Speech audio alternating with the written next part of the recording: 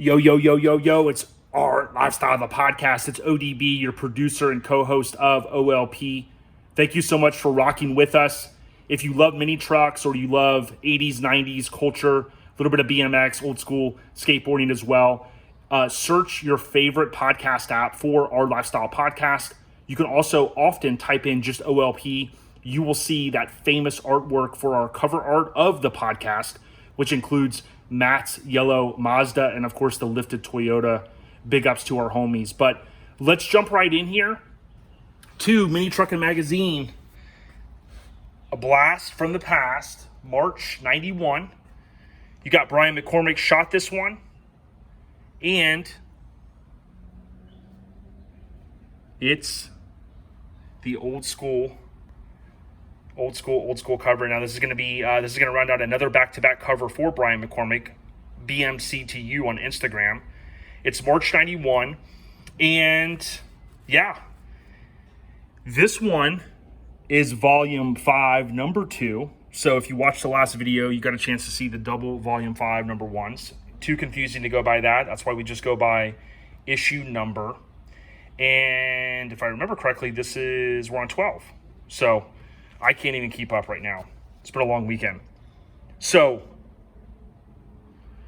check it out. Model Lisa Martinez is styling and profiling in Craig Canoes V8 powered Blazer. Photography, Brian McCormick. Now, if you watched the previous video, you heard me say Blazer instead of S10. It was because I was looking at this issue. And that's what made me think. Wet and Wild, Fun in Florida. This one has 8 features. I mentioned the previous issue, I think, had 9 total. So pretty cool to think back to those days where the youth was content hungry, and that's what the publication industry was ready to give you. So here you got X-Tang ad a little bit further in. Sometimes it'd be the back cover, the back inside cover, but always some good product placement. The old school's on the rise. Imagine if you had a warehouse of some old wheels, billets, you name it. Man, it would be insane.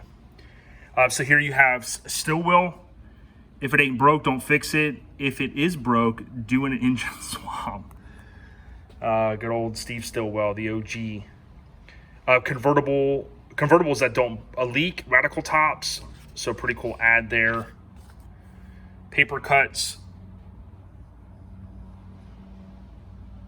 If you're ever anybody that ever wrote into the magazine, leave a comment on one of these. If you ever see your name, or maybe you wrote in, always curious to kind of see who, know kind of who those folks were that would take the time to do that. Mini Truckin Diary. So Brian McCormick, again, shot the cover. And love going back and kind of reading. I've picked up a lot of little gems and things like that from these editorials, including, when the future editors like Lance and things like that would often give a little bit of insight to the issue or a show that they just got back from. Mini Truck Madness 4. Mini truckers gather at the coolest watering hole in Florida. Richard O'Malley. Some of the old school. There's many reasons for us doing this. The main reason is not all of us can, kind of maintain all of this, all of these magazines. I mean, it's taken me a while to just really, the couple of moves I've done in my life to get these to like really a safe, kind of easily digestible spot where I can reach over to my binder and take these out. But also really to give insight to folks that maybe their parents or their dad was featured in the magazine, because that's how old we're getting, folks. Or some of you that maybe own these are like, oh yeah, I forgot about that. I forgot that truck. I've done some extensive digging into the magazine, and you'll kind of hear some of that insight here. But if you listen to our Lifestyle podcast, I'll give more of that insight. So here you have one of the features, Sean Davis's 89 Dodge Ram 50. Classic. I'm kind of turning the phone here, as you know, because I don't want to spin the magazine. It's just a little bit easier doing these kind of one uncut videos just to get the content out there. I will have a new computer soon, so I'll be back to producing more content, whether it be mini trucks, shows. I don't know if I'm going to change the format of these, because it's pretty easy just to do this. Love this truck, man. That front endo. Kind of a misconception that front ends were being changed into like the late 90s, early 2000s, because, you know, we did see some famous trucks that had some swaps and whatnot going down, even in the early 90s. So here you go, long distance Voyager, created in California, perfected in Texas, Frank Hamilton. So many classic trucks, painted frames, tilt beds, toppers, sliding rags, you name it. All of this stuff really kind of created that culture that we all love. And I'm going to take a quick break here and just mention, if you are a mini truck fan, you should really own this. It's fairly reasonable priced. Radar Hendricks, who is really an OG in the scene, he helps put on, he's part of the team that puts on Lone Star Throwdown. He paid out of his own pocket to produce the West Coast Influence. Highly suggest that you go to minitruckfilm.com and order a copy of this. This really helps lay the foundation of the scene that we all love. And we've had most of these folks on our podcast, a couple more to go. But, dude, the West Coast Influence, that's where it's at. You got to own a copy, put it in your collection today.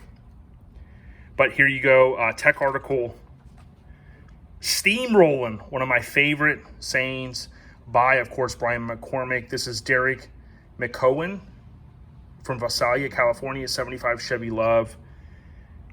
It's pretty cool that you wouldn't think about it, but when we get down and we start sharing all of the data with Mini Truckin Magazine, you'd be surprised that how old the oldest truck was that was on the cover in terms of the year. And then even like this, a 75 Mini, there weren't as many of the 70s trucks that were featured. You know, there were some, yeah, don't get me wrong, but really, God, 80s, 90s, and so on from there is really where it was at.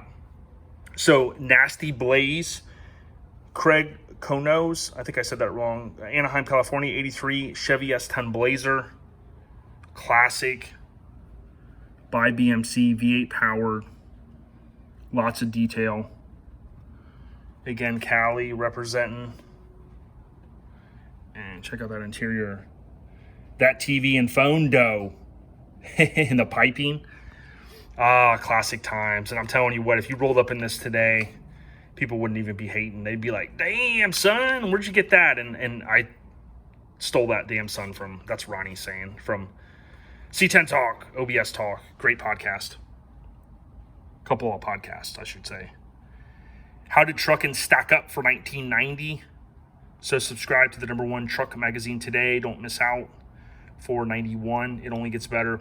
And to think that this magazine lasted as long as it did, it just, I hate to say folded, it just closed up shop earlier this year. I think I was going back looking at the dates. I forget if it was late last year that they announced it, and then they had a few, of course, in the hopper. But the gentleman that graced the final cover, we've had him on the podcast as well. So it just kind of goes to show you there's a lot of work that we put in. Look at that, Ed Miller, Pensacola, Florida, representing with the 87 S10. So Rad Gallery. This was always cool. Again, it kind of gave a collage of different trucks.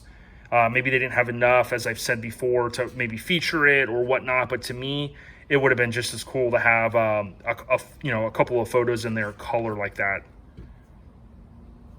So hopefully you like what we're doing. Please go out, subscribe to the podcast, Our Lifestyle Podcast. Heartbreak This.